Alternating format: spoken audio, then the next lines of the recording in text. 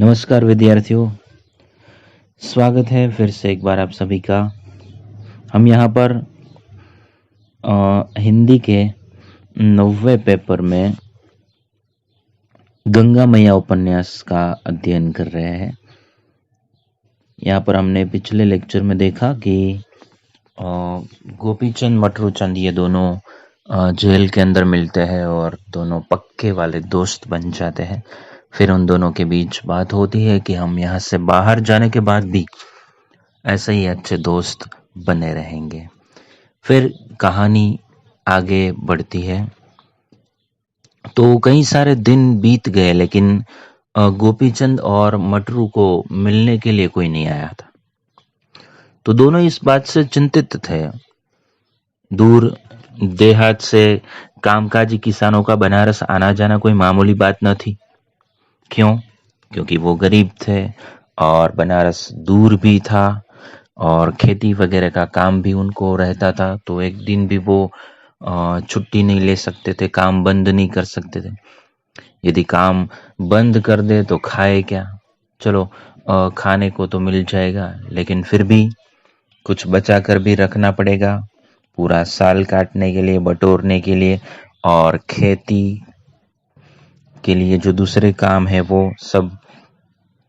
तो इन सब चीजों से उन्हें छुटकारा नहीं मिल सकता, इसलिए बनारस आना उनके लिए इतना सरल नहीं था।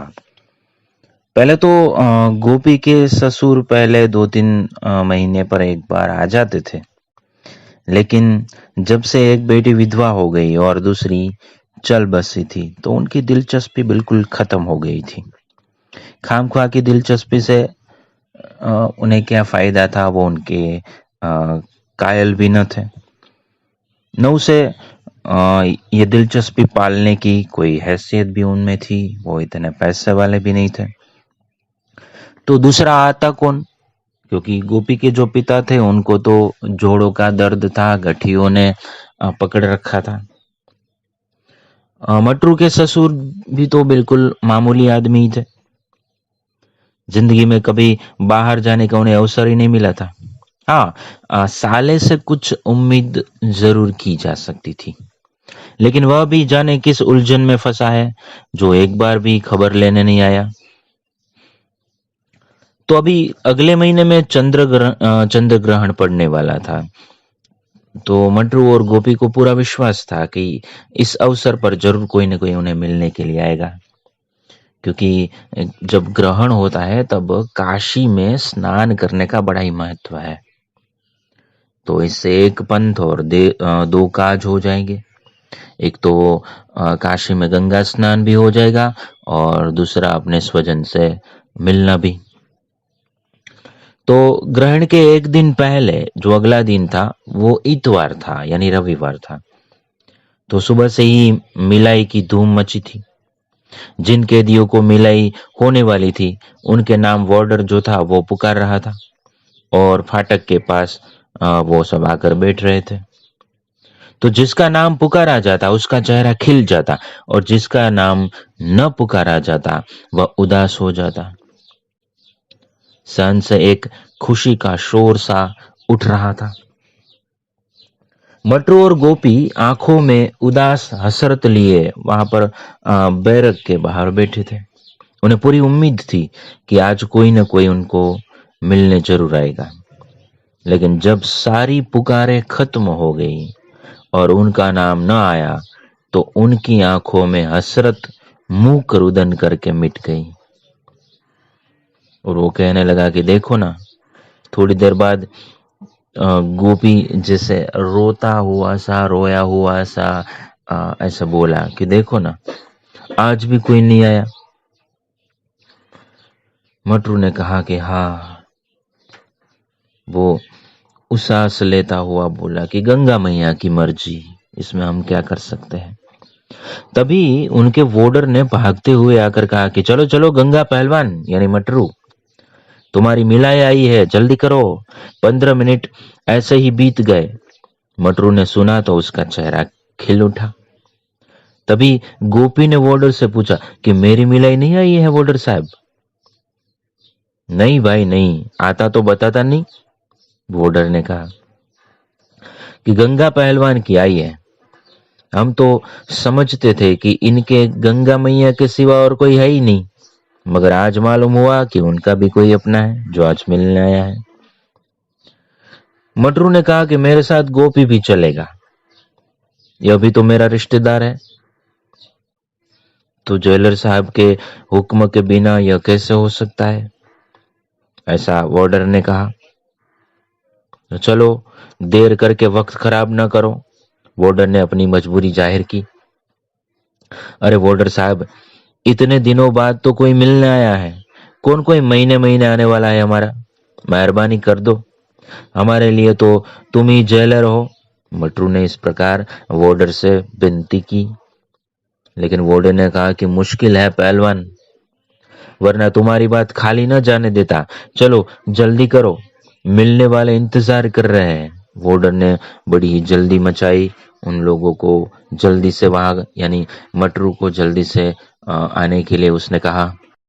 तो गोपी ने भी मटरू से कहा कि जाओ भैया, मिल आओ, हमारी ओर का भी सर समाचार पूछ लेना, क्यों मेरे खातिर तुम भी। तो मटरू ने कहा तुम चुप रहो, वार्डर साहब चाहे तो कर सकते हैं, मैं तो यही जानू, कहकर मटरू वार्डर की ओर बड़ी दयनीय आंखों से देखकर बोला। वार्डर साहब, इतने दिन हो गए यहाँ रहते, कभी आपसे कुछ न कहा, आज मेरी विनती सुन लो, गंगा मैया तुम्हें बेटा देंगी। अब देखो, वार्डर जो था वो निपुता था, उसका कोई बेटा नहीं था, तो कैदी उसे बेटा होने की दुआ करके उससे बहुत कुछ करा लेते थे। यह उसकी बहुत बड़ी कमजोरी भी थी।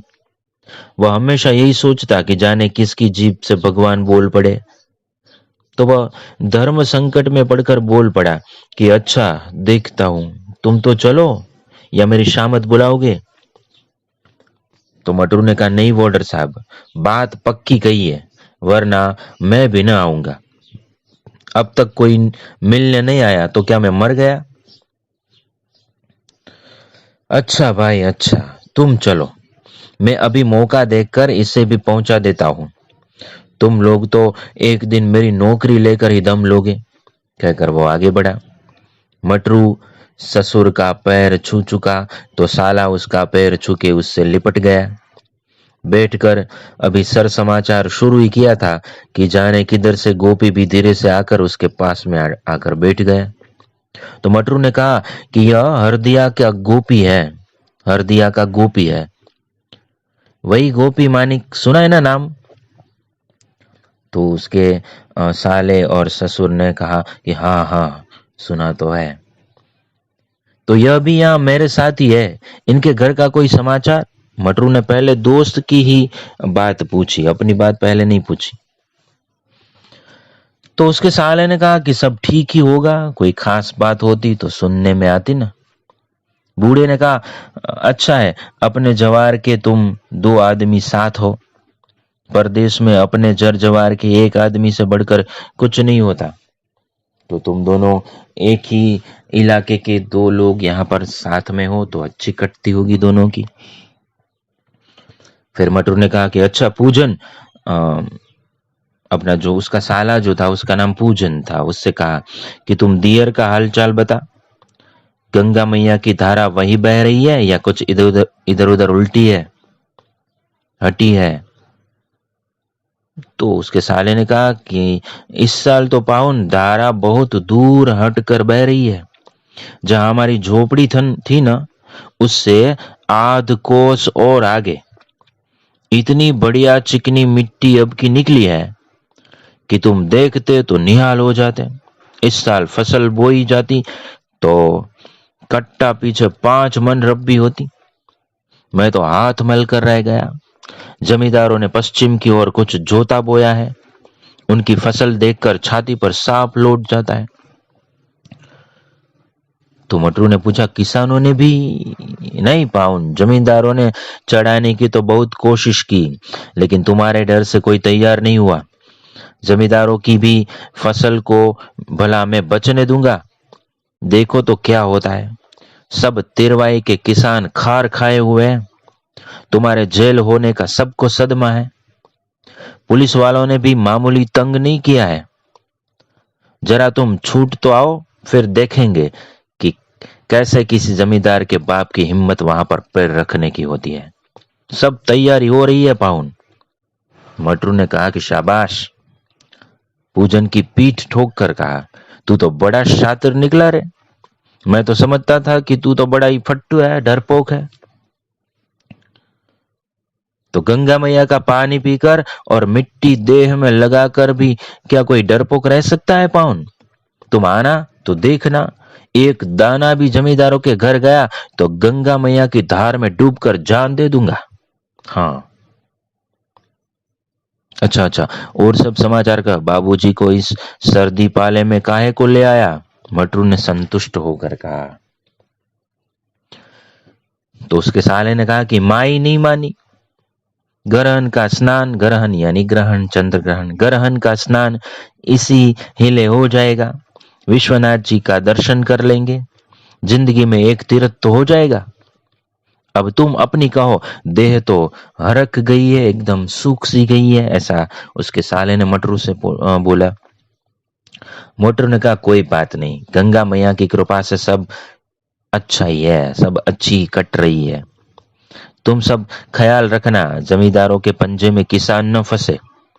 ऐसी कोशिश करना कि वो उनकी जाल में फंसे नहीं। फिर तो आकर मैं देख लूंगा। और सब तुम्हारी और फसल का क्या हाल चाल है ये भी बताओ। ऊख कितनी बोई है? तो उसके साले ने कहा कि एक पानी पड़ गया तो फसल अच्छी हो जाएगी, यानी बारिश हो गई तो फसल अच्छी हो जाएगी। अभी उगी तो अच्छी थी, लेकिन जब तक राम जी न सींचे, यानी राम जी बारिश न करे, आदमी के सींचने से क्या होता है, यानी बारिश के पानी से जो फसल होती है वो हमारे सींचने से नहीं होती। उख बोई है 2 बीघा, 2 बीघा अच्छी उपजी है, किसी बात की चिंता नहीं। अभी दियर का भी कुछ अनाज बखार में पड़ा है। और फिर मटरू ने अपने बच्चों के बारे में पूछा, अपनी बीवी बच्चे। तो उन्होंने कहा कि बाबू सब कैसे हैं? मटरू ने अपने अपने लड़कों के बारे में पूछा। तो पूजन ने कहा कि बड़े को स्कूल भेज रहा हूं, उसे जरूर जरूर पढ़ाना है पाउन। कम से कम एक आदमी का घर में पढ़ा लिखा होना बहुत जरूरी है। पटवारी, जमींदारी जो कर कानून की बहुत बघारत है ना, उसका ज्ञान हासिल किए बिना उनका जवाब नहीं दिया जा सकता। क्योंकि ये लोग तो हमें अनपढ़ गंवार समझकर हर कदम पर हमें बेवकूफ बनाते हैं। हम अंधों की तरह हकबक होकर उनका मुंह ताकते रहते हैं, उन्हें कुछ पता तो चलता नहीं कायदा कानून। डियर के बारे में भी उन्होंने कोई कानून निकाला है, कहते हैं कि जिनका हक जंगल पर था उन्हीं का हक जमीन पर है। तो पाउन अपनी जोर जबरदस्ती से ही तो उन्होंने वे जंगल काट कर बेचते थे। उनका कोई सचमुच का तो उस जंगल पर हक था नहीं। पूछने पर कहते हैं कि तुम कानून की बात क्या जानो, बड़े आए हैं कानून बगाड़ने वाले, देखेंगे कैसे फसल काट कर घर ले जाते हैं। हल की मुठिया तो कभी पकड़ी नहीं, मशक्कत तो कभी उठाई नहीं, फिर किस हक से उसको फसल मिलनी चाहिए? जिन हलवाहों ने मेहनत की उन्हीं का तो उस पर हक है। और पाहुन हमने तय कर लिया है कि यह फसल उन्हीं के घर जाएगी जिन्होंने अपना पसीना इस पर बहाया है। ठीक है, ठीक है। अरे हाँ, कुछ खाने पीने की चीज लाया है? सत्तू खाने को बहुत दिन से जी कर रहा था, मोटरू ने ऐसा हंसकर कहा। तो लाया हूं पाउन, थोड़ा सत्तू भी है, नया गुड़ और चिवड़ा भी, यानी चिवड़ो भी है। बाहर फाटक पर धरा लिया, कहता था पहुंच जाएगा, तुम्हें मिल जाएगा ना? तो पूजन ने अपना संदेह दूर करना चाहा। फाटक पर वह जमा नहीं कराना चाहता था, जो कुछ खाने के लिए लाया था वो पुलिस वालों को नहीं देना चाहता था। वो कहता था कि खुद अपने हाथ से देगा, लेकिन अधिकारी ने कानून कायदे की बात की तो कुछ न समझकर भी उसको जमा कर देना पड़ा। तो मटरू ने कहा कि हाँ, आधा तिहा तो मिल ही जाएगा, और बाकी का? पूजन ने बड़े ही आश्चर्य से पूछा। बाकी कायदे कानून की पेट में चला जाएगा कहकर वो मटरू जोर जोर से हंस पड़ा। बूढ़े और पूजन उसका मुंह ताकते रहे। वह फिर बोला, अब की आना तो गोपी के घर का भी समाचार लाना ना भूलना। उसके साले ने कहा कि आऊंगा तो जरूर लाऊंगा, मगर पाहुन आना अब मुश्किल मालूम पड़ता है क्योंकि फुर्सत ही नहीं मिलती है, और फिर तुम लोग तो मजे में ही हो। पूजन ने अपनी विवशता है वो उसके सामने जाहिर कर दी। मटरू ने कहा, फिर भी कोशिश करना, सर समाचार मिलता रहता है तो और किसी बात की चिंता नहीं होती। तभी उसकी जो मिलाई थी वो खत्म होने की घंटी बज उठी। हंसते हुए आने वाले चेहरे अब उदास होकर भारी दिल लिए लौटने लगे। कोई सिसक रहा था, कोई आंखें साफ कर रहा था, कोई नाक छिनक रहा था, किसी के मुंह से कोई बात न फूट रहा था। पलट पलट के वे फाटक की ओर अपनी ही ओर मुड़ मुड़ कर देखते हुए जाते अपने संबंधियों को हसरत भरी नजरों से देख रहे थे। तो इस प्रकार अंत में मटरू और उसके साले और ससुर की मिलाई हुई, लेकिन गोपी के यहाँ से अभी तक कोई मिलने नहीं आया था, और आने वाला था भी तो नहीं कोई। विधवा भाभी तो घर से बाहर निकल नहीं सकती थी, माँ बूढ़ी थी।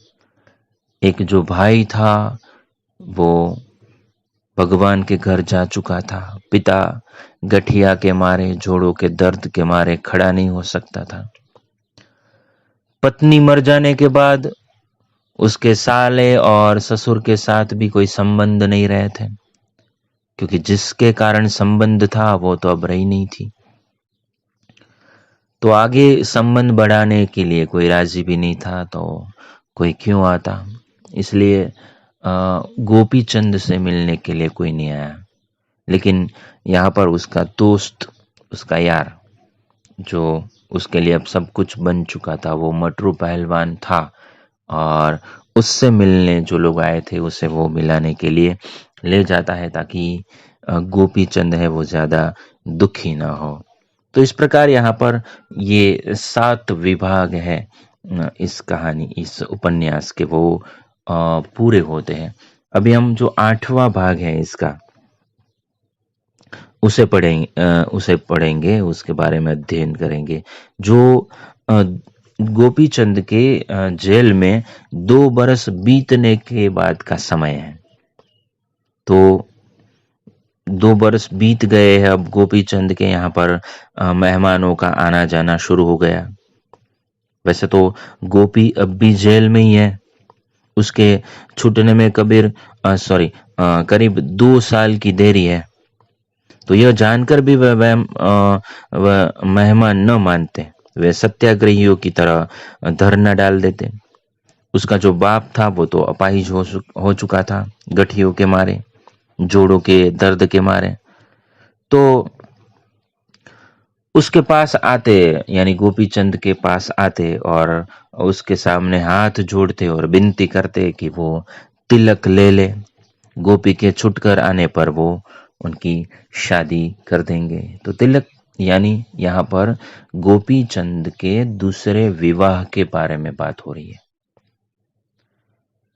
क्योंकि उसकी पत्नी तो मर चुकी थी। ये गोपी चंद के अलावा बाकी सब लोग जानते थे, गोपी को नहीं पता था कि उसकी पत्नी मर चुकी है। उसे चिंता केवल अपनी भाभी की थी। और देखो, भाभी भी विधवा हो चुकी है, लेकिन उसकी शादी के बारे में कोई सोचता नहीं, उसके लिए कोई मेहमान नहीं आ रहा। लेकिन अभी 2 साल बाकी है गोपी को छूटने के, फिर भी मेहमान, कन्याओं के जो बाप है वो आने लगे हैं।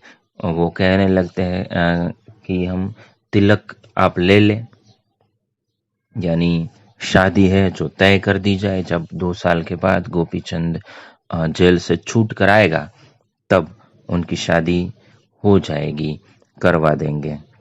तो इस प्रकार अब गोपी चंद के दूसरे ब्याह की बात होने लगी है। तो हम आगे देखेंगे कि उसकी दूसरी शादी होती है कि नहीं होती है, फिर भाभी का क्या होता है। मटरू और गोपी चंद ये दोनों जब जेल से बाहर निकलते हैं तब उनके बीच की ये जो दोस्ती है वो रहती है या नहीं, इन सभी के बारे में हम आगे पढ़ेंगे।